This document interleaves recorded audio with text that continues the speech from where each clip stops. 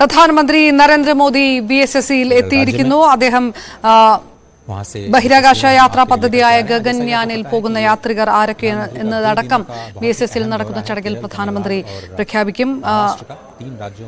ISRO ചെയർമാനും അദ്ദേഹത്തോടൊപ്പമുണ്ട്. Doctor സോമനാഥനും അദ്ദേഹത്തോടൊപ്പം നിന്ന് കാര്യങ്ങൾ വിശദീകരിക്കുകയാണ്. കാരണം BSS ഇന്ത്യയുടെ വ്യോമയാന ദൗത്യ ചരിത്രത്തിലെ ഏറ്റവും പ്രധാനപ്പെട്ട ഒരു ഇടമാണ് തിരുവനന്തപുരം BSS. നമ്മുടെ ദൗത്യത്തിന്റെ തുടക്കം ഇവിടെ നിന്നാണ്. രാജ്യം കണ്ട പ്രതിഭകളുടെ എല്ലാം ഇടമായിരുന്നു ഇവിടം. ഡോക്ടർ APJ അബ്ദുൽ കലാം അടക്കമുള്ളവർ വ്യോമയാന രംഗത്തെ ഇന്ത്യയുടെ പരീക്ഷണങ്ങൾക്ക് തുടക്കമിട്ട ഇടം കൂടിയാണ് തിരുവനന്തപുരം BSS. അതുകൊണ്ട് അത് രാജ്യത്തിന്റെ വ്യോമയാന ചരിത്രങ്ങളിലും ഒപ്പം തന്നെ ഗഗൻയാനിൽ പോകുന്ന യാത്രികർ ആരെല്ലാം എന്നുള്ളത് ഒരു പ്രഖ്യാപനത്തിലേക്ക് അദ്ദേഹം കടക്കുമ്പോൾ അതിന് ഭാഗമായിട്ടുള്ള 4 യാത്രികരും BSSയിൽ എത്തിയിരിക്കുന്നു. ടെസ്റ്റ് പൈലറ്റുമാരാണ്. അവരെല്ലാവരും തന്നെ റഷ്യയിലൊക്കെ പരിശീലനം പൂർത്തിയാക്കിയ ശേഷം കൂടിയാണ് വലിയ ദൗത്യത്തിലേക്ക് കടക്കുന്നത്.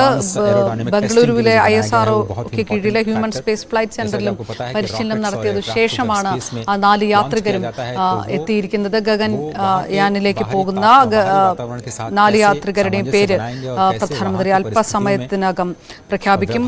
ദുഷ്കരമായിട്ടുള്ള വെല്ലുവിളികൾ നേരിടാൻ സമർത്ഥർ, ആ രീതിയിൽ കൂടിയാണ് യുദ്ധവിമാന പൈലറ്റുമാരെ തന്നെ ഈ ദൗത്യത്തിന് തെരഞ്ഞെടുത്തിരിക്കുന്നത്. ആരൊക്കെയാണ് അവര് എന്നുള്ള തീരുമാനത്തിലേക്ക് പ്രധാനമന്ത്രി തന്നെ ആ ചടങ്ങിൽ പ്രഖ്യാപിക്കും. അതിനുശേഷമാണ് അദ്ദേഹം സെൻട്രൽ സ്റ്റേഡിയത്തിൽ നടക്കുന്ന BJPയുടെ പദയാത്രാ സമാപന സമ്മേളനത്തിലേക്ക് പങ്കെടുക്കുക. രാഷ്ട്രീയപരമായിട്ട് ഉള്ള ഉറ്റുനോക്കുന്ന ഒരു ചടങ്ങ് തലസ്ഥാനത്ത് നടക്കുമ്പോൾ അതിനൊപ്പം തന്നെ പ്രധാനമന്ത്രി BSS പോലുള്ള രാജ്യത്തിന് വളരെ അഭിമാനകരമായിട്ടുള്ള ഒരു ഇൻസ്റ്റിറ്റ്യൂഷന്റെ പ്രധാനപ്പെട്ട ഒരു ചടങ്ങിന്റെ ഭാഗമായതിനു ശേഷം കൂടിയാണ് അദ്ദേഹം ആ രാഷ്ട്രീയ ദൗത്യത്തിന് വേണ്ടി തനിക്ക് സമയം മാറ്റി വെച്ചിരിക്കുന്നത് എന്ന് കൂടി എടുത്തു പറയേണ്ട ഒരു സാഹചര്യം.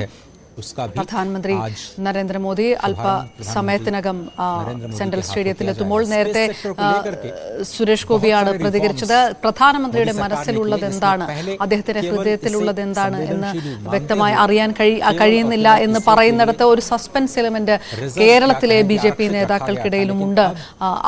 അതുകൊണ്ട് തന്നെ ആരായിരിക്കും തലസ്ഥാന മണ്ഡലത്തിലെ സ്ഥാനാർത്ഥി എന്നത് സംബന്ധിച്ച് BJPയുടെ സ്ഥാനാർത്ഥി നിർണയ ചർച്ചകളുടെ ആകെ ചിത്രം എന്തായിരിക്കുമെന്ന് സംബന്ധിച്ചെല്ലാം ആ രീതിയിലുള്ള ഒരു സസ്പെൻസ് എലിമെന്റ് ബാക്കി നിൽക്കുന്നുണ്ട് എന്ന് സുരേഷ് ഗോപി തന്നെ മാധ്യമങ്ങളോട് സമ്മതിക്കുന്ന ഒരു സാഹചര്യം. ഏതായാലും ഒരു കാര്യം ഉറപ്പാണ്, BJP ഉദ്ദേശിക്കുന്ന തെരഞ്ഞെടുപ്പ് പ്രചാരണത്തിന്റെ അമരക്കാരൻ എന്ന് പറയുന്നത് പ്രധാനമന്ത്രി നരേന്ദ്രമോദി തന്നെയാണ്. ഇത്തവണ കേരളത്തിൽ അദ്ദേഹത്തെ തന്നെ താരപ്രചാരകനായി എത്തിയിരിക്കുന്നു.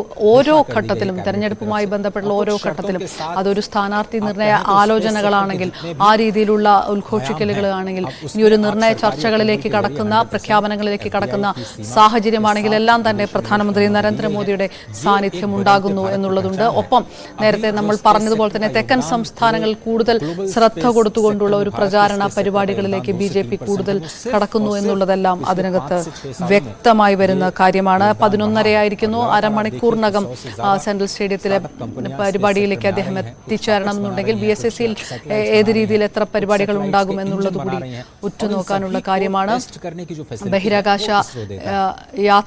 യാത്രികരുടെ പേര് വിവരങ്ങൾ അദ്ദേഹം തന്നെ പ്രഖ്യാപിക്കും. BSSയിൽ എത്തിയിരിക്കുന്നു. പ്രധാനപ്പെട്ട 4 യാത്രികരുടെ പേര് അദ്ദേഹം തന്നെ പ്രഖ്യാപിക്കുകയും ചെയ്യും. അതിനുശേഷം അദ്ദേഹം കൂടുതൽ പദ്ധതികളുടെ പ്രഖ്യാപനങ്ങൾ ഉണ്ടാകുമോ എന്നുള്ളതും ഉറ്റുനോക്കുന്ന ഒരു കാര്യമാണ്. ശാസ്ത്രജ്ഞർക്കൊപ്പം കൂടുതൽ വിവരങ്ങൾ തേടുകയും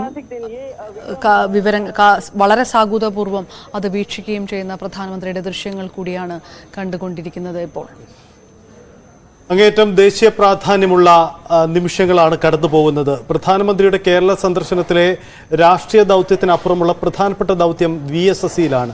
VSSയുടെ ദൗത്യത്തിന്റെ പ്രാധാന്യം രാജ്യം ഉറ്റുനോക്കുന്ന പ്രധാനപ്പെട്ട ഗഗൻയാൻ ദൗത്യത്തിൽ മനുഷ്യനെ ബഹിരാകാശത്തെത്തിക്കുക എന്ന ദൗത്യത്തിന്റെ പ്രോസസ്, അതിന്റെ ഒരു റിവ്യൂ ഇന്ന് പ്രധാനമന്ത്രി അവിടെ നടത്തുന്നുണ്ട്. ഒപ്പം ISRO ചെയർമാൻ അടക്കമുള്ളവർ അതിന്റെ കാര്യങ്ങൾ വിശദീകരിക്കും ഇന്ന് പ്രധാനമന്ത്രിയുമായി എന്നതാണ് പ്രധാനപ്പെട്ട കാര്യം. എന്തായാലും പ്രധാനമന്ത്രിയുടെ സന്ദർശന പരിപാടികളിലെ ഒരു മുഖ്യ പരിപാടിയായി ഇത് മാറുന്നു എന്നതാണ് പ്രധാനപ്പെട്ട കാര്യം. രാജ്യത്തെ